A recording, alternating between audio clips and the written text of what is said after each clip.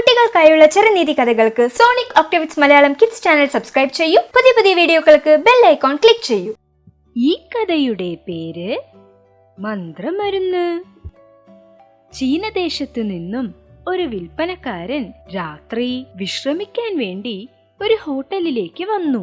താൻ വിൽപ്പനയ്ക്ക് വേണ്ടി കൊണ്ടുവന്ന സാധനങ്ങളൊക്കെ താഴെ വെച്ചിട്ട് തനിക്ക് രാത്രി ഭക്ഷണം തയ്യാറാക്കുമാറ് അവിടെ ജോലി ചെയ്യുന്ന പെണ്ണോട് അയാൾ പറഞ്ഞു. അയാളുടെ അടുത്ത് കുറച്ച് സാധനങ്ങളും കുറച്ച് നാണയങ്ങളും മാത്രമേ ഉണ്ടായിരുന്നുള്ളൂ. പക്ഷേ പേരാശ പിടിച്ച് ആ പെണ്ണ് വിചാരിച്ചു, ഈ പൈസകളൊക്കെ ഞാൻ തന്നെ എടുത്താൽ എത്ര നന്നായിട്ടുണ്ടാവും. അവളുടെ മനസ്സിൽ മൊത്തം ആ പൈസ മാത്രമായിരുന്നു. അവൾ അവളുടെ ഭർത്താവിനോട് പറഞ്ഞു, ഒരു വിൽപ്പനക്കാരൻ ഇവിടെ വന്നിട്ടുണ്ട്. അവന്റെ പൈസകളും സാധനങ്ങളും മൊത്തം നമ്മളെങ്ങനെയാ എടുക്കുന്നത്? ആഹാ, അത് വളരെ എളുപ്പമാണല്ലോ.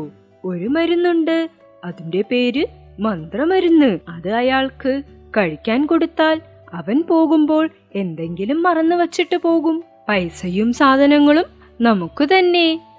ഉടൻ തന്നെ ആ പെണ്ണും ആ മരുന്ന് സൂപ്പിൽ കലർന്ന് അയാൾക്ക് കൊടുത്തു. വിൽപ്പനക്കാരനും അത് കുടിച്ചിട്ട് ആ പെണ്ണിന് നന്ദി പറഞ്ഞിട്ട് ഉറങ്ങാൻ പോയി. അടുത്ത ദിവസം നേരത്തെ തന്നെ എണീറ്റ് അയാൾ ആ ഹോട്ടൽ മുറി കാലി ചെയ്തിട്ട് വേഗം പോയി. ആ പെണ്ണും രാവിലെ എണീറ്റ് വന്നിട്ട് അയാളുടെ മുറിയിൽ പൈസയും പണവും ഒന്നും ഇല്ലാത്തത് കണ്ട് ഞെട്ടിപ്പോയി. അവളുടെ ഭർത്താവിനെ കണ്ട് അവൾ ഒച്ച വെച്ചു, ഹേ മണ്ട, ഞാൻ നീ പറഞ്ഞത് വിശ്വസിച്ചല്ലോ. എന്നെ പറയണം, അയാൾ ഇവിടെ ഒന്നും മറന്നു വെച്ചിട്ടില്ല.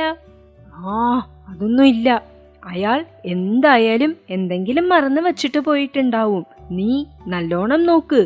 ഇല്ല ഇല്ല, അയാൾ ഒന്നും മറന്നു വെച്ചിട്ട് പോയിട്ടില്ല. നീ നല്ലോണം ആലോചിച്ചു നോക്കൂ. ആ പെണ്ണും കുറച്ചു നേരം നല്ലവണ്ണം ആലോചിച്ചു നോക്കി. പെട്ടെന്ന് തന്നെത്താനെ തലയിലടിച്ചുകൊണ്ട് പറഞ്ഞു, ആ വിൽപ്പനക്കാരൻ ഇവിടെ വിശ്രമിച്ചതിനും കഴിച്ചതിനും പൈസ കൊടുക്കാൻ മറന്നിട്ട് പോയി മണ്ട.